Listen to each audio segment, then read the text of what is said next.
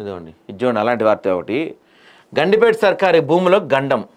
రంగారెడ్డి జిల్లా గండిపేట మన యథేచ్ఛగా భూ కబ్జా. ప్రభుత్వం అన్యక్రాంత కావడానికి సహకరిస్తున్న తహసీల్దార్. సర్కారు భూమి అనే సూచిక బోర్డు ఆనుకొని మరీ అక్రమ నిర్మాణాలు. సర్వే నెంబర్ 147లో కొంత ప్రభుత్వ భూమి మాయం.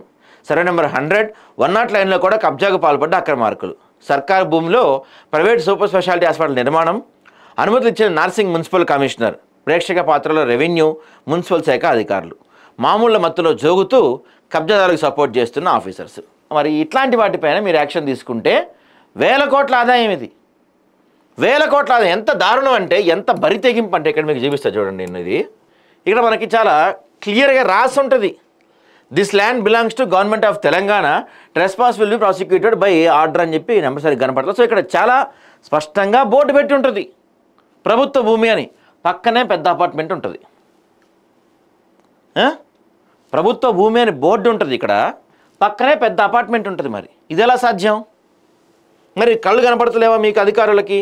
ఇదిగో ఇవన్నీ ప్రభుత్వ భూమి, ఇదంతా కూడా. దీంట్లో ఒకటి చూపిస్తూ ఉండండి మీకు చాలా. ఇది ఈ మొత్తం ప్రభుత్వ భూమిలో ఇవన్నీ కూడా. మరి ఏం చేస్తున్నారు అధికారులు? కళ్ళు మూసుకుపోయినా మీకు కళ్ళు కనపడతలేవా?